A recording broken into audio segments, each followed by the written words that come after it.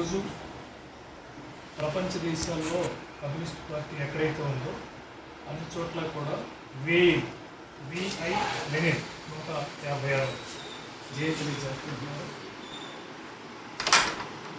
Marks సిద్ధాంతాన్ని ఆచరణలో Soviet యూనియన్లో రష్యాలో మొట్టమొదటిగా పెట్టుబడిదారీ వ్యవస్థ నుంచి సోషలిస్ట్ వ్యవస్థకి మార్చడానికి మార్గం చూపించి అది అమలు జరిపించడం అనే దానిలో మూల పురుషులుగా మనం లెనిన్ చెప్పుకుంటాం. అలాగే మారే కాలాన్ని బట్టి, మారిన పరిస్థితులను బట్టి, పెరుగుతున్నటువంటి సైన్స్ని బట్టి, తద్వారా వచ్చేటువంటి మార్పులను బట్టి చూసుకుంటే పెట్టుబడిదారీ వ్యవస్థ అనేది నిరంతరం అభివృద్ధి చెందుతుంది.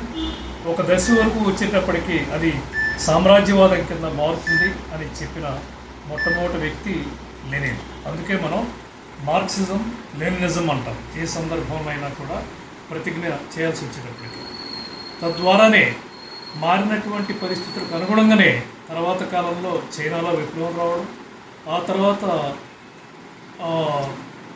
వియత్నాంలో మార్పు రావడం, ఇవన్నీ కూడా మనం లెనినిజాన్ని దృష్టిలో పెట్టుకున్న తర్వాత వచ్చినటువంటి మార్పులుగా చూస్తాం.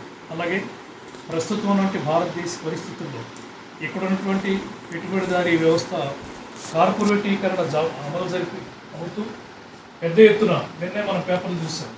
ఒక 10 ఏళ్ల క్రితం ఎవరో తెలియనటువంటి అదాని ఇవాళ ప్రపంచంలో ఉన్నటువంటి ధనవంతుల్లో 19 వాడుగాను, అలాగే అంబానీ 20 వాడుగాను చూస్తూ ఉన్నాం. అంటే పెట్టుబడిదారీ వ్యవస్థ చిన్నగా ఉన్నప్పుడు అది తద్వారా పాలక వర్గాలను ఉపయోగించుకొని తన గ్రిప్లో పెట్టుకొని ఎంత ఎదుగుతుందో తద్వారా విశ్వవ్యాప్తం అవుతుందో అనేది భారతదేశంలో మనం చూడవచ్చు.